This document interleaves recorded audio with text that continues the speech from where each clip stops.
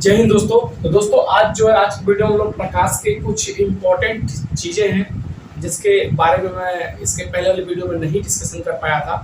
तो आज जो इसके बारे में हम लोग डिस्कशन जल्दी से कर लेते हैं। चलो देखते हैं वीडियो को यहाँ पे। अगर इसके पहले वाला वीडियो आप नहीं देखे हैं तो डिस्क्रिप्शन में लिंक है, वहाँ पे जाकर उस वीडियो को देख लो। तो चलो इस वीडियो को हम लोग स्टार्ट करते हैं। तो पहला क्या होता है प्रकाश। प्रकाश क्या होता है? वस्तुओं को देखने में सहायता करता है। प्रकाश क्या करता है? वस्तु को देखने में सहायता करता है। सहायता कैसे करता है? देखो सबसे पहले जो है प्रकाश स्रोत से चलता है। कहाँ से चलता है? प्रकाश स्रोत से चलता है। जैसे मान लो कि आपके पास एक कोई टार्च है, ठीक है। जैसे मान लो कि ये आपका टार्च है या सन है, और सन से जब प्रकाश बिगड़ जाती है किसी वस्तु पे पड़ती है, मान लो ये कोई वस्तु है और इस वस्तु पे पड़ती है, फिर हमारे आंखों में पहुंचती है, तब जाकर के ये प्रकाश हमें दिखाई देता है। यानी कि प्रकाश कैसे दिखाई देता है? प्रकाश देखने के लिए सबसे पहले जो है प्रकाश स्रोत से, यानी कि एक स्रोत का मतलब समझो, जैसे सूर्य एक प्रकाश का स्रोत है, मतलब वहां से प्रकाश निकलती है, ठीक है। टार्च क्या प्रकाश का स्रोत है, टार्च से प्रकाश निकलती है। इसी प्रकार जो है वो लालटेन जो होता है वहां से प्रकाश निकलती है। बल्ब वहां से प्रकाश निकलती है। तो जहां से प्रकाश निकलती है उसी को कहते हैं प्रकाश स्रोत। प्रकाश स्रोत से पहले जो है प्रकाश निकलती है, निकल करके किसी वस्तु पर पड़ती है, जिस वस्तु को हमें देखना होता है। पहले जो है प्रकाश स्रोत से प्रकाश निकली, इस वस्तु पे पड़ी, और इस वस्तु पे पड़ने के बाद यहाँ से रिफ्लेक्ट होके जब हमारे आंखों में पहुंचती है तभी ये वस्तु दिखाई देती है।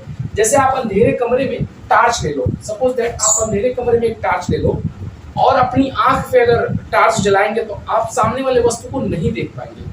अगर उस टार्च की रोशनी उस वस्तु पे मारेंगे तो टार्च से जो है प्रकाश निकल के पहले उस वस्तु पे जा रहा है, फिर उस वस्तु से रिफ्लेक्ट होकर के टार्च की रोशनी हमारे आंखों पे आ रही है, तब जाकर के हम वस्तु को देख पा रहे हैं।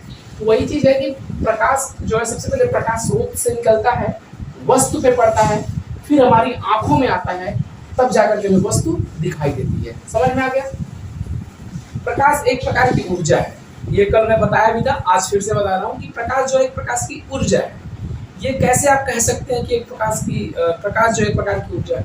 जैसे प्रकाश जो सूर्य की रोशनी होती है काफी ज्यादा हीट होती है, तो वहां पे हीट एक प्रकार की ऊर्जा है। और हम जब धूप में कोई बैटरी वगैरह रख देते हैं या सोलर पैनल रख देते हैं तो हमारी बैटरी चार्ज हो जाती है, सोलर सिस्टम से चार्ज होती है। समझ में आ रहा है? सोलर पैनल से चार्ज होती है। तो कहीं ना कहीं प्रकाश में ऊर्जा है, ठीक है। तो प्रकाश क्या एक प्रकार की ऊर्जा है। अब बात करते हैं कि प्रकाश के अंदर दो प्रकार की प्रकृति पाई जाती है। प्रकाश के अंदर कितने प्रकृति पाई जाती है?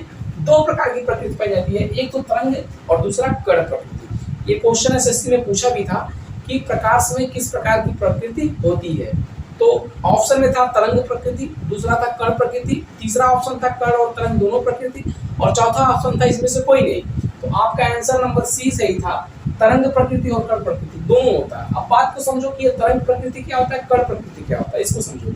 तो देखो यहाँ पे लिखा हुआ प्रकाश की दोहरी प्रकृति होती है। कितनी प्रकृति होती है? दो प्रकृति होती है, एक तरंग प्रकृति, दूसरा कण प्रकृति होती है, ठीक है। प्रकाश कुछ घटनाओं में तरंग के रूप में चलता है तो कुछ घटनाओं में कण के रूप में चलता है। यानी कि प्रकाश के गमन करने यानी चलने की जो प्रकृति होती है वो दो तरीके से होती है। एक तो तरंग के रूप में चलता है, दूसरा क्या चलता है? कण के रूप में।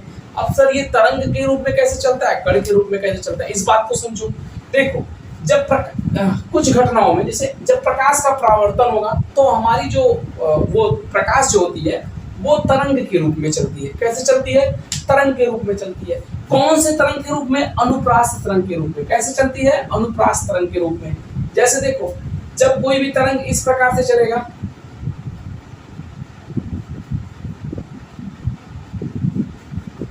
प्रकाश जब तरंग जब इस प्रकार तरंग की बात करो, तरंग दो होता है, एक अनुप्रास्थ तरंग होता है, एक अनुदैर्ध्य तरंग होता है। अनुप्रास्थ तरंग जो है इस प्रकार से चलता है और अनुदैर्ध्य जो तरंग होती है वो इस प्रकार से चलती है। वहां ये अनुदैर्ध्य है। क्या है? अनुदैर्ध्य है। अनुदैर्ध्य तरंग है। तो यहाँ पे अनुप्रास्थ तरंग मैं गलती से लिख दिया हूँ। जो प्रकाश होती है वो अनुदैर्ध्य तरंग के रूप में चलती है। किस रूप में चलती है?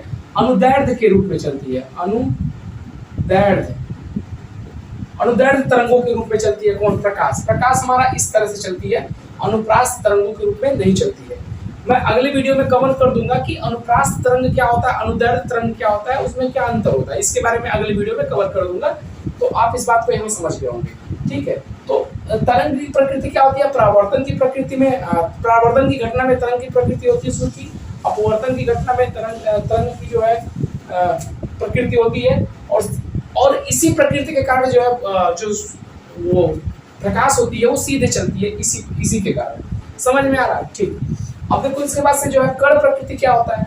आइंस्टीन का जो प्रोटॉन सिद्धांत है वहां से पता चलता है कण प्रकृति, क्योंकि जब प्रकाश ऊर्जा के छोटे छोटे, क्योंकि जो प्रोटॉन होता है उसमें ऊर्जा होती है, प्रकाश ऊर्जा के रूप में छोटे छोटे बंडलों या पैकेटों के रूप में चलता है, यानी कि और उसी बंडलों और पैकेटों को प्रोटॉन कहते हैं। तो वहां पे जो प्रकाश चलता है वहां कण के रूप में चलता है। तो आपसे पूछेगा कि कण प्रकृति का एक उदाहरण बताइए, तो आप बता दीजिएगा सीधे सीधे प्रोटॉन। समझ में आ गया? क्या याद रखेंगे? प्रोटॉन। और अगर तरंग प्रकृति पूछेगा तो आप उसमें बता देंगे परावर्तन, अपवर्तन, ठीक है, ये आपका इसमें आएगा। और इन सभी का अलग अलग चैप्टर है, इसको अलग अलग तरीके से हम इसको पढ़ेंगे, और यहाँ प्रोटॉन के बारे में भी हम नेक्स्ट चैप्टर में पढ़ेंगे। समझ में आ गया आप सबको? उसके बाद से आता है प्रकाश की चाल। देखो प्रकाश की चाल किसने खोजा था? प्रकाश की चाल एक वैज्ञानिक थे, रोमर। क्या नाम था उनका? रोमर था। रोमर ने ही जो थे प्रकाश के चाल को सबसे पहले खोजा था। कैसे खोजा था? इन्होंने जो है बृहस्पति ग्रह का खोज कर रहा, बृहस्पति ग्रह के बारे में कुछ अध्ययन कर रहे थे, और उस समय तमाम वैज्ञानिक जो थे कि प्रकाश की चाल के बारे में अध्ययन कर रहे थे कि कैसे प्रकाश की चाल निकाला जाए, ठीक है। लेकिन ये रोमर जो थे वो उसके बारे में नहीं कुछ कर रहे थे, बल्कि वो बृहस्पति ग्रह के बारे में पढ़ाई कर रहे थे, ठीक है। उसी दौरान जो है उन्होंने एक बृहस्पति ग्रह और बृहस्पति ग्रह का उपग्रह जो था उन दोनों के बीच एक घटना को देखा, और जिसके बारे में उन्होंने अध्ययन किया, तब उनको जाके पता चला कि प्रकाश की चाल क्या होती है। तो पूछता है कि अगर प्रकाश की चाल सर्वप्रथम किसने बताया, तो रोमर नाम के एक वैज्ञानिक थे। कौन? रोमर नाम के वैज्ञानिक थे जिन्होंने सबसे पहले प्रकाश की चाल को बताया। फिर कहता है कि सबसे अधिक निर्वात में, यानी कि प्रकाश की जो चाल होती है सबसे अधिक कहाँ चलती है? निर्वात में। जहाँ पे हवा नहीं होता उसको निर्वात कहते हैं, और प्रकाश की चाल सबसे अधिक उन्हीं क्षेत्रों में चलता है, ठीक है। और इसके अलावा किसी भी माध्यम में, यानी किसी भी पदार्थ में प्रकाश चलेगा तो निर्वात से कम ही स्पीड से प्रकाश चलेगा। समझ में आ गया? प्रकाश का कोई भार नहीं होता, कोई वेट नहीं होता, प्रकाश टेम्परेचर होता है बट उसमें कोई भार नहीं होता। इस बात को भी आप याद रखिएगा, ठीक है। निर्वात की तुलना प्रकाश की चाल हवा में, यानी कि निर्वात की तुलना में प्रकाश की चाल हवा में कितना होता है? लगभग 0.03% कम होता है। यानी कि निर्वात में जितना चल रहा है, ठीक है, हवा में कितना परसेंट कम होता है? उसका 0.03% कम चलता है हवा में। समझ में आ गया? और पानी में प्रकाश की चाल निर्वात की अपेक्षा जो है 25% कम चलता है। कितना चलता है? 25% कम चलता है। जैसे कि अगर बात की जाए निर्वात में 100 के स्पीड से जो है प्रकाश चलती है, तो तुम्हारा जो है पानी में कितने की चलेगी? 25% घटा दो, 75 की स्पीड से चलेगी। कितने की स्पीड से चलेगी? 75 की स्पीड से चलेगी।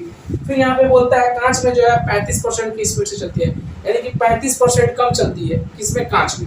समझ में आ गया? निर्वात की अपेक्षा कांच में 35% कम चलती है। तो आप इस बात को भी याद रखिएगा। दूसरी बात यहाँ पे आता है कि प्रकाश को सूर्य से पृथ्वी तक आने में कितना समय लगता है? तो प्रकाश को सूर्य से पृथ्वी तक आने में लगभग 500 सेकेंड लगता है, या फिर जो है 8 मिनट 19 सेकेंड लगता है। समझ में आ गया सबको?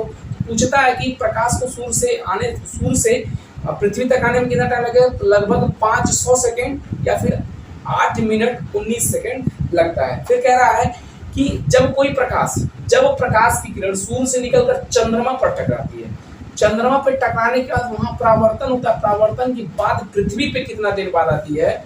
तो वो आती है 1.28 सेकंड में। कितना? 1.28 सेकंड में चंद्रमा से टकरा के प्रकाश पृथ्वी तक पहुंच आती है। तो ये परावर्तन से, यानी कि प्रकाश पहले चंद्रमा पे रिफ्लेक्शन हुआ, फिर आकर के जो है आपका यहाँ पे क्या कहते हैं पृथ्वी पर पहुंच गया। तो ओवरऑल दोस्तों ये प्रकाश के बारे में इंपॉर्टेंट चीज था।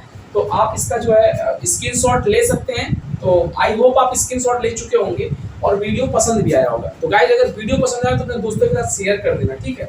और इसके बाद में जो है आपको पढ़ाऊंगा दर्पण के बारे में, जहाँ पे समतल दर्पण के द्वारा प्रकाश का रिफ्लेक्शन कैसे करते हैं, और वहीं पर हम लोग परावर्तन के रूल वगैरह तमाम चीजें जो है सीखेंगे, ठीक है। और इसके पहले वाली वीडियो में मैं परावर्तन के बारे में कुछ बता भी दिया हूँ, तो आप जाकर के जो इस वीडियो को देख सकते हो। और अगली वीडियो में मैं कवर कर दूंगा ये तरंगों के बारे में, ठीक है। फिर उसके बाद से मैं आपको इसको कंटिन्यू करूंगा अगली वीडियो में। समझ में आ गया? आई होप आपको पूरा वीडियो पसंद आया हो। तो दोस्तों पसंद आया तो इसको लाइक करो, चैनल को सब्सक्राइब करो, अपने दोस्तों के साथ शेयर करो। मिलते हैं नेक्स्ट वीडियो में। जय हिंद, वंदे मातरम।